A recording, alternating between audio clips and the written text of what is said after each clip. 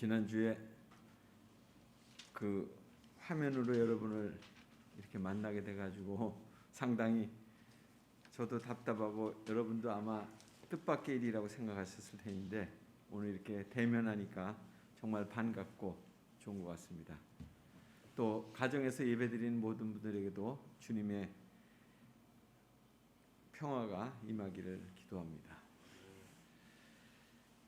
일전에 만났던 탈북 목사 부부의 이야기입니다. 그분들이 북에서 서로 두 분이 만나가지고 결혼을 해서 아기를 낳고 지내다가 그 아이의 이름은 통일이라고 쳤더라고요. 그러다가 이제 북에서 생활이 어려워져서 탈북을 하게 됐습니다. 그 탈북 과정 속에서 중국에 있는 산 속에 이제 들어가서 피해서 살고 있었는데 그 산은 아주 깊은 산이었습니다. 그러던 어느 날 거기서 굴을 파고서 세 식구가 이제 살고 있었는데 굴 앞에 커다란 곰이 나타나는 거예요. 그래서 남편이 그 곰을 유인해가지고 가족을 구출했다는 그런 얘기였습니다. 그런데 얘기는 거기서 끝난 게 아니었더라고요. 곰이 나타난 것 때문에 남편의 마음이 바뀌어진 거예요. 왜냐하면 이제 중국에서부터 한국까지 오려면 여러 경로를 거쳐야 되는데 누가 우리를 도와줄 건지 또 그리고 그 일을 어떻게 해야 되는 건지 이런 모든 약속이라든가 이런 과정들이 다 준비가 될 때 떠나는 거거든요.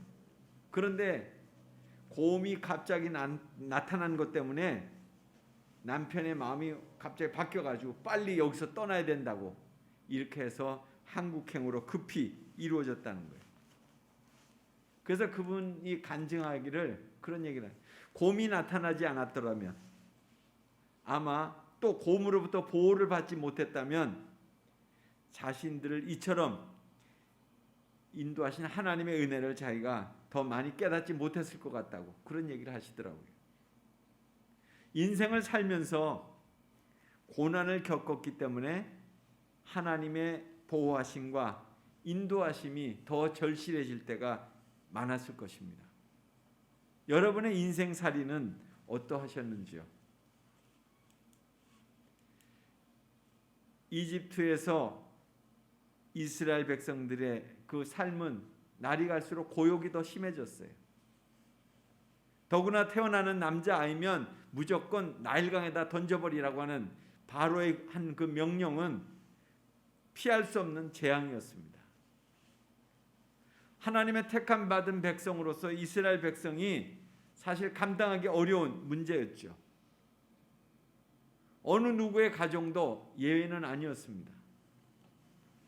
그런 상황 가운데서 매일처럼 이 집 저 집에서 아이를 빼앗기는 일들로 인해서 고통과 슬픔이 더 계속되고 있었습니다. 그러나 이스라엘 백성들을 번성케 하시는 하나님의 계획도 계속 진행되고 있었어요. 그러던 중에 레위 지파에 속한 가정에 한 아이가 태어났습니다. 남자아이로 태어났기 때문에 가족의 고민이 컸어요. 숨겨서 키워오다가 어쩔 수 없이 나일강에다가 갈대 상자를 만들어서 거기에 띄워보내게 됐습니다. 살아있는 아이를 강물에 띄워보낸다고 하는 것, 물론 물에 던지는 것보다는 낫겠지만은 결국 언젠가는 물에 가라앉을 거 아니에요? 그리고 또한 악어의 밥이 될 수도 있었을 것입니다. 강물에 떠내려가는 갈대 상자야 그것을 그 바로의 딸인 공주가 발견하게 돼서 그래서 그 아이를 키우게 됐습니다. 나중에 바로의 왕궁에서 자라났지만 자신이 이스라엘 백성을 구하려고 하다가 결국 바로의 왕궁을 떠날 수밖에 없게 됐어요. 40세의 모세라는 말은 물에서 건짐을 받은 자라는 거잖아요. 미디안 광야로 피신하게 되고 그리고 이드로의 집에서 목동 생활을 하게 됐습니다. 외로운 양치기로 40년의 세월을 보내던 중에 하나님의 부르심을 받았습니다. 고통받는 이스라엘 백성들을 건지라고 하는 그런 소명을 받은 거죠. 이 엄청난 사명 앞에 모세는 하나님께 자신은 감당할 수 없는 거라고 그렇게 구합니다. 그럴 때마다 하나님은 그에게 이적을 보여주셨어요. 지팡이를 던져서 참으로 뱀으로, 또 뱀의 꼬리를 잡을 때 다시 지팡이가 되게 하시고, 그리고 내 손을 품 안에 넣으라고 할 때 그 넣었다가 꺼냈더니 그 손이 나병 환자처럼 그렇게 희게 되었는데 다시 손을 넣게 되니까 또 다시 정상적인 손이 됐잖아요. 또 자신이 말이 둔하다고 그러자 그의 형 아론을 붙여주시겠다고 했습니다. 고통받는 이스라엘 백성들을 건져내시기 위한 하나님의 준비였습니다. 사람이 감당할 수 있는 그 믿음과 또한 능력을 주신 거고요.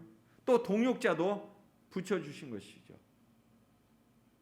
하나님은 미디안 광야에서 돌아오는 그 모세를 맞이하도록 아론을 보내십니다.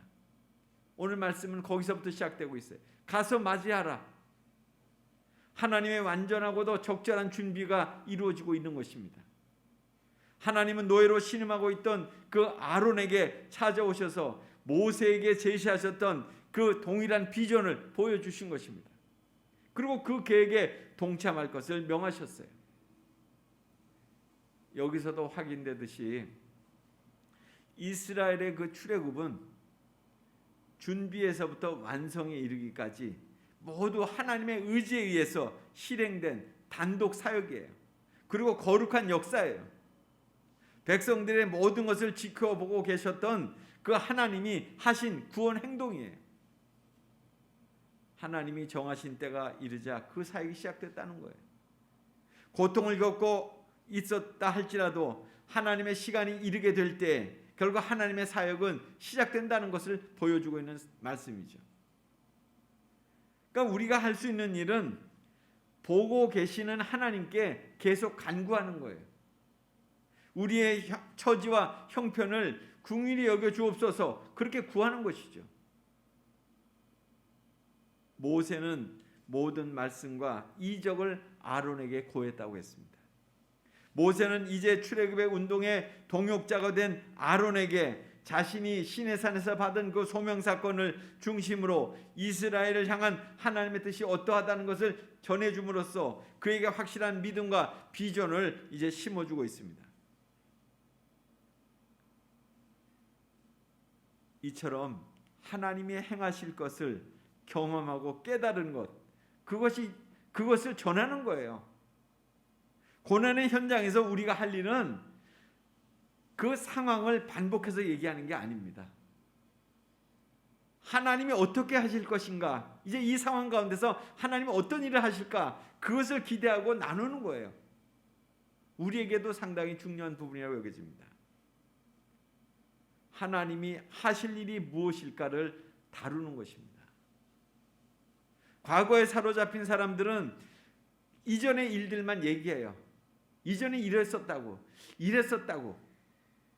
물론 역사로부터 교훈받아야 될 부분이 있습니다. 그러나 역사를 본받아서 지금 우리가 어떻게 해야 되는가, 이것이 더 중요한 거죠. 모세와 아론이 나눈 이야기도 그런 이야기였을 거예요. 하나님이 하신 말씀에 대해서 우리가 이제 어떻게 응답해야 되느냐, 이런 얘기를 나눈 거예요. 모세와 아론은 그래서 이스라엘의 자손들과 백성들 또 장로들을 소집했습니다. 당시에 이스라엘이 체계적인 행정 제도는 왕이 세워졌을 때 그때 마련됐지만은 그 이전에는 이스라엘의 그런 중요한 대사를 의논할 때는 12지파의 그 족장들을 또 거기에 어른들이라고 할 수 있는 장로들을 소집해서 회의를 했어요. 당시는 애굽의 치하에 무거운 종살이를 하던 이스라엘 백성들입니다.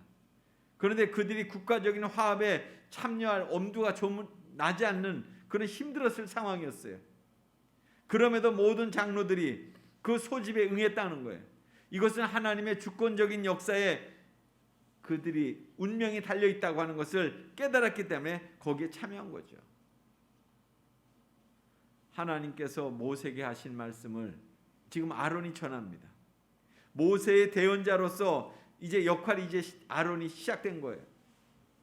아론은 자신의 의지보다 모세의 말, 하나님께서 계시해 주신 그 내용을 백성에게 전달하는 그런 도구가 됐던 것입니다.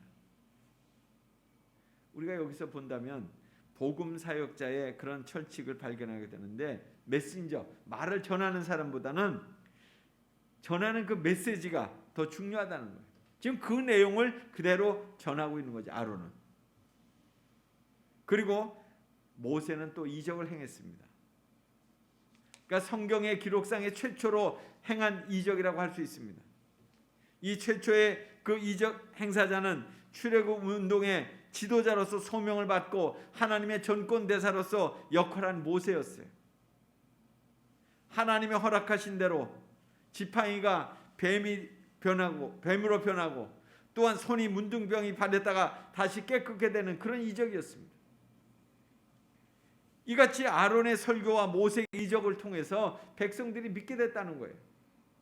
애굽의 바로는 이스라엘을 육체적으로 노예로 전락시킬 수 있었지만 영적으로는 감히 범접할 수 없는 그런 존재라는 거죠. 이스라엘 백성은 고난 중에서도 자기들이 아브라함과 또한 이삭과 야곱, 그리고 야곱의 12아들들을 통해서 주신 하나님의 약속의 말씀을 그들은 계속 이렇게 고수해오고 있었잖아요. 그것이 뭡니까? 우리는 하나님의 택한 백성이다. 우리를 하나님께서 바다의 모래와 같이 하늘의 별과 같이 많아지게 하셔서 약속의 땅으로 우리를 들이실 것이다. 이런 비전이 있었던 거예요. 그런 까닭에 모세 이적과 아론의 설교에 대해서 마음을 활짝 열 수 있었던 거죠. 이스라엘 백성들은 믿었다고 그랬습니다. 하나님께서 자신들의 삶에 새로운 계획을 갖고 계심을 믿었다는 거예요. 고통이 심하면 사실 모든 게 받아들여지지 않잖아요. 심하게 부정하거나 아니면 아전인수식으로 그렇게 받아들여요. 안 된다고, 할 수 없다고, 또 혹시 그렇게 가능하다 된다 할지라도 자기 편리한 대로 받아들인다는 거예요. 더구나 타인의 고통에 대해서는 냉소적이기도 합니다. 그렇게 했으니까 그런 일이 일어난 거 아니냐고 인과응과적으로 받아들여요. 또 신앙을 가진 사람들 중에는 그렇게 하는 사람도 있어요. 그거 죄가 있어서 그렇다고, 회개해야 된다고 이렇게 얘기해요. 그러나 어려운 상황 가운데서 믿었다고 하는 것은, 이스라엘 백성들이 믿었다고 하는 것은 하나님의 주권을 믿었다는 것입니다. 아직 어떤 변화가 일어나지 않았지만 그렇게 기대하고 믿었다는 거예요. 고난을 이길 가능성은 이 같은 믿음에 있다는 거죠. 그 믿음을 통해서 하나님이 하신 일들에 대한 관점이 이제 보이는 거예요. 광야로 도망간 모세를 통해서 하나님이 이스라엘 백성들을 찾으셨다는 것입니다. 그들이 당하는 고난을 하나님께서 살펴보고 계셨다는 것을 알게 되는 거죠. 여기 살피셨다고 하는 것은 권고한다, 계수한다, 방문한다, 판단한다 이런 뜻인데요. 결국 목동이 양을 보살피기 위해서 모든 환경들을 일일이 돌아보는 상태, 이것이 바로 살피셨다 이런 뜻입니다. 이처럼 하나님의 방문, 관찰하심은 악인에게 있어서는 징벌과 복수로 작용되지만 의인에게 있어서, 하나님을 믿고 따르는 사람들에게 있어서는 보호와 권고로 작용되는 거죠. 하나님의 하신 일들에 대한 이스라엘 백성들의 반응은 뭐였습니까? 머리 숙여 경배했다는 거예요. 경배하였더라. 몸을 구부린다, 납작 엎드린다, 존경한다 그런 뜻입니다. 상대방에 대한 전적인 신뢰와 경의를 표한다 그런 모습이죠. 사실 이스라엘 백성들은 고난을 통해서 여호와의 도우심을 더욱 갈급하게 기다렸던 것입니다. 그런 상황에서 모세와 아론을 통해서 여호와의 이적과 말씀이 전해지게 되자 간절한 신앙심으로 여호와께 경배했다 그런 말씀입니다. 아울러 이스라엘 백성들의 이 같은 경배는 모세와 아론이 민족의 지도자로 되었음을 인정하는 그런 의미도 갖고 있습니다. 모세와 아론 아직 출애굽의 여정은 시작되지 않았어요. 그럼에도 불구하고 하나님을 경배하는 믿음으로 이스라엘 백성들을 이렇게 세우게 됩니다. 이스라엘 백성들의 어떤 여기에 모습 속에서 본다면 선취적인 믿음의 모습이 보여지는 거예요. 그들은 이미 하나님 우리를 그렇게 하실 거라는 그 믿음을 갖고 그렇게 나아갔다는 거죠. 하나님 우리를 이 고통 가운데서 건져주신다, 이 믿음이 생겨났다는 거예요. 우리에게도 이 같은 믿음이 필요합니다. 기승을 부리는 코로나의 감염병에서 우리를 건져주실 분은 주님뿐이시라는 거예요. 두려움으로 압박을 받으면 받을수록 우리는 더 분명히 기억해야 됩니다. 이 고난에서 우리를 건져주실 이는 오직 주님뿐이시라고. 그리고 고통당하는 이들을 돌보는 사명을 적극적으로 우리가 감당해야 하는 것입니다. 지난 주간 코로나 양성 반응으로 인해서 집에서 격리하고 있는 교우의 가족들을 돌보는 사역을 하면서 참 우리의 삶이 많이 단절되어 있구나 하는 생각을 하게 됐어요. 코로나로 인해서 갑작스러운 만남이 어렵게 되고 외부 출입이 힘들어지게 되고 관계 역시도 참으로 불편해지고 그러다가 서로의 그런 모습들 때문에 서로 더 소통하는 모습이 더 필요하다는 생각이 들었습니다. 아직은 우리가 건강한 사람들이 많기에 이렇게 모이고 있지만 서로를 돌아보는 사역이 더욱 필요로 합니다. 또 저희가 속한 노예 한 교회에서 지역에 임대료를 내고 있는 상가교회를 돕겠다고 저희가 알려왔어요. 자신들이 직접 나설 수도 있지만 받는 분들의 입장을 고려해서 그렇게 전달해 주면 좋겠다는 그런 생각을 가지고 부탁을 한 거죠. 더욱 마음을 그렇게 나눠야 될 때입니다. 종교개혁가인 쯔빙글리가 1519년 1월에 스위스 취리히에서 사역을 시작한 지 얼마 안 됐을 때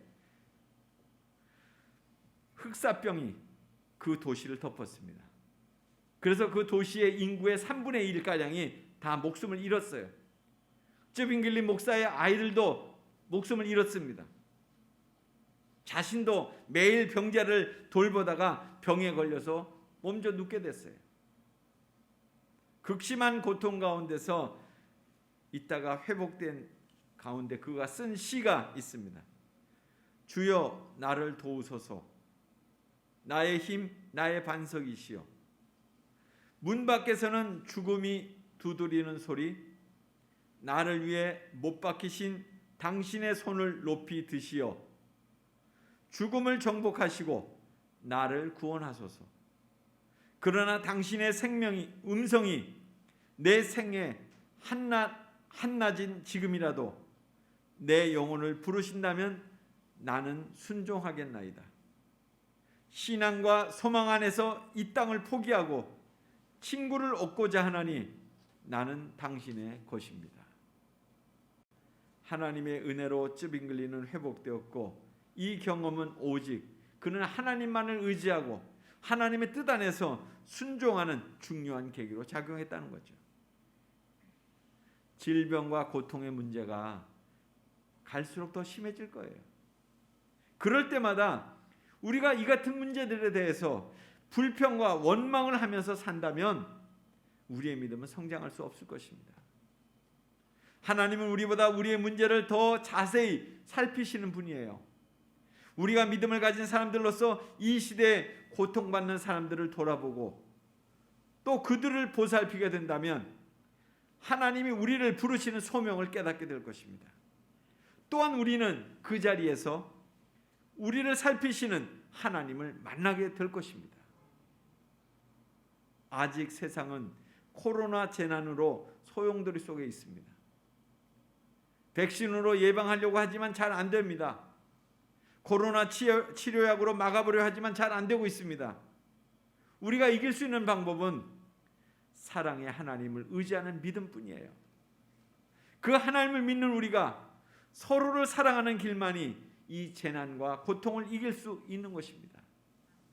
그리고 이스라엘 백성들처럼 하나님께 경배하는 것입니다. 온 마음과 정성을 다해 하나님께 경배하는 것입니다. 내가 산을 향하여 눈을 들리라. 나의 도움이 어디서 올까? 나의 도움은 천지를 지으신 여호와에게서로다. 이스라엘을 지키시는 이는 졸지도 아니하시고 주무시지도 아니하시리로다. 아멘. 같이 기도하겠습니다.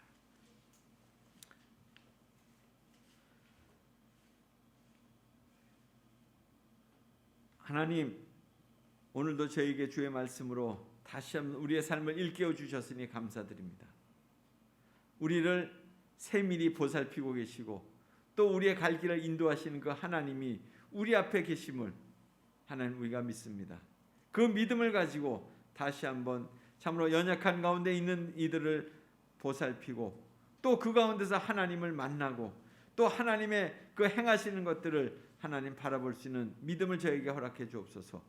그래서 이 땅 가운데 재난과 고통이 더 심해지면 심해질수록 그 사랑의 하나님을 붙들고 가는 믿음의 성도들로 살도록 하나님 인도해 주옵소서.